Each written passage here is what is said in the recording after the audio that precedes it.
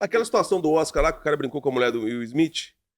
É o Will Smith mesmo, né? Que chegou lá e meteu o tapa na cara do cara. Sim, sim. Deus me perdoe, eu achei que tapa bem dado demais. Foi ruim, mas, cara, pô, o cara, eu acho. Como é que vocês entendem isso? Eu, por exemplo, eu amava a Porta dos Fundos. Não dava mais pra assistir, cara. Os caras zombavam de Cristo, nunca tudo. consegui Não dá pra dar gostar. ibope. Pra Pochá. Eu achei ele um fenômeno. Eu parei, não vejo nada do Pochá. Nada que é do Pochá. Eu O assisto. Léo Lins também achei também, um né, fenômeno. cara? Léo Lins, não dá pra ver o que esse cara faz. Agora, Que vocês... assim, antes do pessoal colocar a opinião, só para não perder o raciocínio, que o TDAH é triste, Não, vamos lá. o que acontece? Eu acho o seguinte, existe uma linha muito tênue e muito perigosa, que os próprios comediantes dizem isso, inclusive o Léo Lins, ele fala muito. Existe uma diferença de piada e opinião. Então, por exemplo, em cima do palco, eu vou olhar para a plateia, eu vou acabar com a plateia, porque não é uma opinião minha. Eu sou um comediante, é piada. Ok, entendo que teatro é uma coisa e é um personagem. Né? Igual uma vez o Rodrigo Marques, que é um comediante fera também, ele inclusive tem um vídeo dele viralizando que ele fala de um crente que ele conversou e o crente não lia a Bíblia. E o nome desse show dele é esse cara. O nome do show dele é Paz de Darwin. Ele é muito inteligente. E ele fazendo um show, ele falou sobre os índios. E aí uma mulher falou, isso aí foi ruim você falar. Ele falou assim, você assistiu o Django? Ela assistiu. Ele falou, sabia que o DiCaprio não é racista? Tipo assim, ele é um personagem. Moço, eu sou um personagem aqui. Então existe essa linha tênue. Só que quando começa a entrar nessas questões de holocausto, de brincar Abuso. com a fé dos outros, abuso, é você subir num palco e chamar os orixás, né, da galera aí de outras religiões, e começar a fazer chacota disso ao ponto de as pessoas se sentirem humilhadas e ofendidas, eu, Matheus Matos, né, não sou ninguém, mas eu não faço. E aí é o meu limite, né? Só que... Tá, não fazer, eu acho que é obrigação sua, como Sim, cristão, claro, e de qualquer um outro. O que eu tô perguntando é o seguinte, e dar ibope? Você primeiro falou que você saiu do show. O que você acha, Samuca e Leozito? O que vocês acham? Você acha que tudo bem, a gente pode ver, pode dar ibope, ou você também é da opinião... Eu sou da opinião de cortar, eu não dou audiência pra quem faz esse tipo de coisa. Eu acho que todo humor, ele tem um pouco de ofensa. Porque o cara fala assim que o humor, o que é humor? O cara dá um susto no seu cérebro e você começa a rir, né? Então, esse negócio de falar coisas absurdas é muito isso. Você vai contar uma piada, tem que ter o punch, tem que ter essas coisas. E a gente que tá dentro da igreja, a gente tem que fazer vários filtros, né? Pra achar alguma coisa engraçada que não vai ofender a fé, que não vai ofender o rito, que não vai ofender a igreja, e ali achar. Eu acho que o trabalho de um cara que faz stand-up dentro da igreja é 10 vezes pior, né? Pior que eu digo assim, mais difícil, né? Mais complicado. E o lance de dar ibope, Alex, eu acho, né? Eu vou te falar como que eu conduzo. Eu gosto de assistir porque eu preciso ter esse senso crítico, porque eu estou influenciando pessoas e eu sou pai também. Então não quer dizer que eu sou um consumidor, que eu vou me inscrever no canal do cara, vou acompanhar a vida do cara. Por exemplo, Porta dos Fundos. Eu não assisto, cara. Não assisto. Eles podem ser engraçados tanto que for, porque eu acho que aquilo ali, o tanto que eu já vi, já me mostrou o tanto que eu posso, até onde eu posso ir, entendeu? E eu acho que a questão do limite, não é nem limite do humor, nem nada, isso é bobagem, mas acho que o humor tem que ter contexto, não limite, né? Exato. Mas eu acho que a gente tem que saber dosar. E para isso, cara, a gente tem um negócio que é muito massa, que é o discernimento. Eu sei que o nosso programa tem que ser engraçado, mas a gente tá falando sério aqui. Não, isso é sério. Mas a parada é o discernimento, cara. Se a gente tem o Espírito Santo, ele vai conduzir a gente nesse sentido. Exatamente. E aí, a partir daquilo que a gente entende, aí nós vamos ter que ter liberdade, né, cara? Mas você colocou uma coisa interessante. Você está dizendo que se o cara tem o Espírito Santo, ele vai entender isso. E se o cara consome essas coisas e não consegue se incomodar? Eu acho que é algo que você se perguntar. Se você vê uma piada que fala de holocausto, que brinca com a sua fé, que brinca com o racismo, com essas coisas, e você consegue achar graça nisso, continua alimentando isso, não te incomoda, eu acho que você tem que pensar. Eu acho que tinha que incomodar. Tem alguma coisa errada, né? Tá esquisito. Tem um fio solto. Eu acho assim, sempre vão reclamar de alguma coisa, né? Sempre alguém vai reclamar, sempre alguém vai se sentir ofendido. Até fazendo humor gospel cristão, você falar da tia do coque, já vi muita gente ficar chateado. Você falar de Deus, tipo assim, brincar, botar o Deus na palavra, as pessoas vão se sentir ofendidas. Eu tô na internet aí há uns 20 anos, mais ou menos. Eu comecei a fazer humor cristão, mesmo assim, ter mais notoriedade no meio de humor, e sempre xingaram. Sempre reclamaram. Então, tipo assim, você tem que... Foi o que o Samuel falou, é discernimento do Espírito Santo. Se ali te deu paz e você não tá machucando as pessoas, sabe?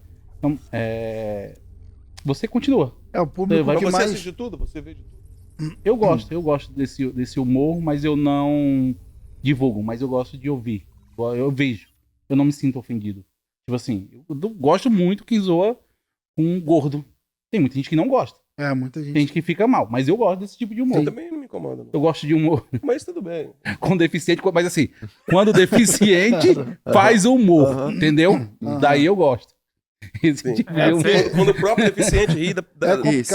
Isso, eu gosto desse. Mas é o que o Matheus está dizendo, assim, você tá rindo da sua própria limitação ali. Meu Isso. pai, cara, nosso pai, ele era um dos caras mais engraçados que eu conheci na minha vida, era meu pai. E eu lembro de uma situação, ele antes de descobrir que ele precisava fazer hemodiálise, ele já tinha diabetes, aí descobrimos que ele tinha que fazer hemodiálise, aí, e ele morava em Catas Altas.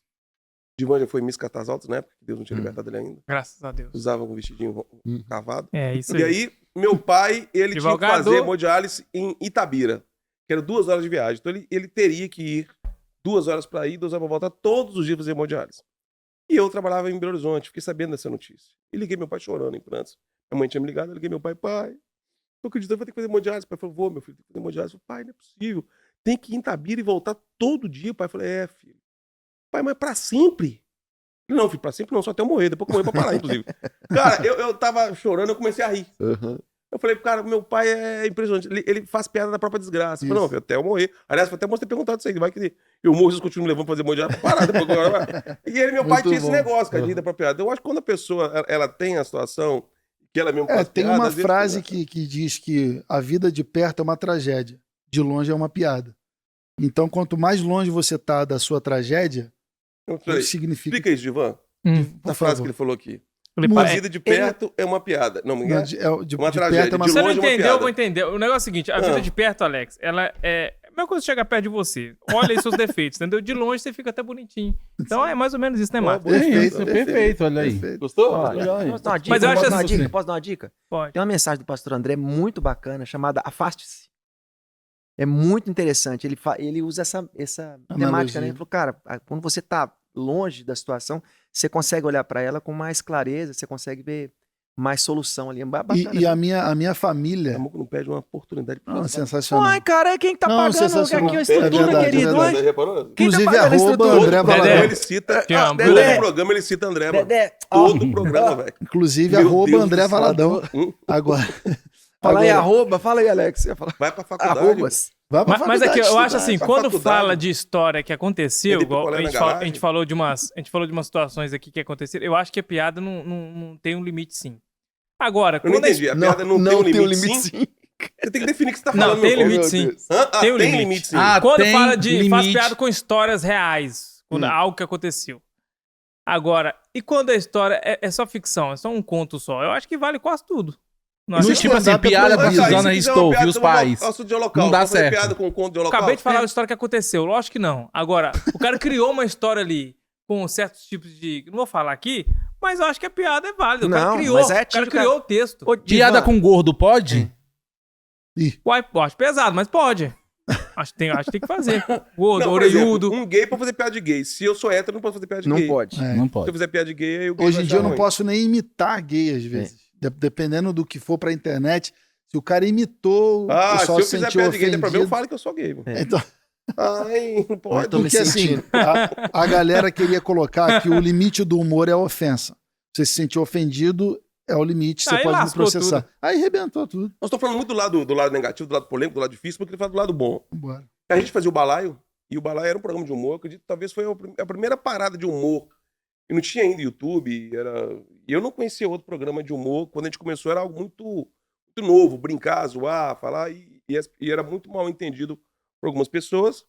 Com o tempo, as pessoas foram entendendo, a coisa foi gerando frutos também. Sempre assim. Por que o Balaio continuou? Porque ele gerou frutos de salvação, de Isso, pessoas que se exato. converteram, pessoas que não entendiam uma linguagem conservador, mas do jeito que a gente falava, a pessoa conseguia entender. Sim, Eu acho que o lance do humor também tem esse lado de pessoas que vivem deprimidas, tristes, exato. com depressão. Fala um pouquinho desse lado de testemunhos, assim, de frutos dessas brincadeiras, que acabam tirando alguém de uma depressão, alguém de uma tristeza, alguém que... Fala um pouquinho disso. Aconteceram já algumas ocasiões, mas teve duas, assim, em especial que me marcaram muito. A primeira foi quando eu voltei a fazer stand-up, em 2022, que eu fiquei um tempo sem fazer, foi no show da Patrícia Ramos. Patrícia Ramos, ela hoje não mais, mas ela fazia stand-up comedy. Sim. Era E massa, aí né? eu fiz uns shows com ela, eu apresentava os shows com ela. E quando eu retornei, fiz o meu primeiro após muito tempo, quando eu acabei de fazer o show, elas foram tirar foto com ela, né, as pessoas lá. E aí veio uma senhora pra mim, na minha direção, chorando muito, e falou assim pra mim: filho, eu quero que você ore por mim. E aí eu olhei e falei: ah, amém, mas tem algum pedido especial, alguma coisa? Ela: não, eu quero só a tua alegria. Eu quero ter a tua alegria. Coloca a mão na minha cabeça e ministra sobre mim a tua alegria. Porque eu já tentei de tudo para esquecer que o meu esposo está com dias contados no hospital. E eu não consegui. Mas hoje, quando você subiu no palco, antes de você falar qualquer coisa, a minha vida foi cheia de uma alegria sobrenatural. Eu nunca vi isso. Então aquilo me marcou muito e eu senti como se fosse Deus meio que chancelando. Tipo assim, é isso. Na mesma hora eu entrei pro banheiro chorando muito, liguei para minha esposa, falei: eu não sei o que a gente vai arrumar, mas a partir de hoje eu sou comediante, eu vou viver disso. E foi onde eu caí de cabeça. No sentido de entrar com, né? E depois de alguns meses eu fui fazer um outro stand-up, uma moça me chamou e falou assim: ó, hoje fazem 6 anos que eu não ria de nada. Porque hoje eu enterrei, né, há 6 anos atrás, a pessoa que eu mais amava. E hoje eu não entendi por quê, mas a minha barriga tá doendo muito de rir. E eu me percebi rindo. Isso é incrível, né? E é Você impressionante. me fez lembrar uma vez que a gente estava na Rede Super ainda, tinha um balaio, e eu mesmo era o editor do balaio, eu editava. E lá era um corredor e as ilhas de edição eram tipo aquários, assim, de vidro. Eu lembro que eu estava editando e alguém chegou, tinha uma adolescente, estava visitando a TV, eu lembro que eu olhei para trás, entrou alguém na ilha que eu estava editando, me abraçando assim, chorando. E eu até entender o que era, né? Eu tomei um susto assim. Fui ver essa menina que assistiu o balaio, ela tava com depressão, com pensamento suicida, velho. E um dia que ela pensava em se matar, vendo o programa, começou a ter uma alegria, ela me abraçou ali de gratidão. Cara, Isso aí, né? eu já tive situações, a Rede Super pega dentro de penitenciárias, dentro de celas. Quantas vezes, né, Divan? A gente via pessoas que saíram. Uma vez que eu tava no restaurante, um garçom veio atender, eu também que tava me olhando e tal. No final ele falou: cara, desculpa, eu tava na cadeia quando eu assistia você e tal. Legal. E lá era um momento só de. Imagina, o cara tá preso. Poxa, que legal. Tanta tristeza. Isso é um tipo de coisa que não tem, né, Leozito? Você também. Não, Ele Leozito tá em Leozito outra não dimensão. entendi Ele tá em nada outra agora. dimensão. Não entendi nada. Ele tá em A outra gente tá dimensão, né? chorando Tá em outra aqui. dimensão. Qual é o seu problema? Sabe o que ele tá querido? fazendo, né? Tá pedindo Uber Eats. Tá no iFood ali pedindo comida? Olha o limite do humor, viu? Tá pedindo comida, velho. Pelo amor de Deus. Mas é bem legal essa questão. Uma vez a gente estava fazendo uma turnê no Rio, e aí nós sentamos numa mesa do shopping de Niterói, um monte de comediante. Eu, Douglas de Lima, Jael Targino, Paulo Zamparo, mais uma galera, não lembro agora. Nisso veio uma menina, parou do nosso lado e começou a chorar. Olhar pra gente e chorar. A gente achou meio estranho, né? Falei: irmão, o que aconteceu aí, cara? E eu olhando pra casa do meio sem graça.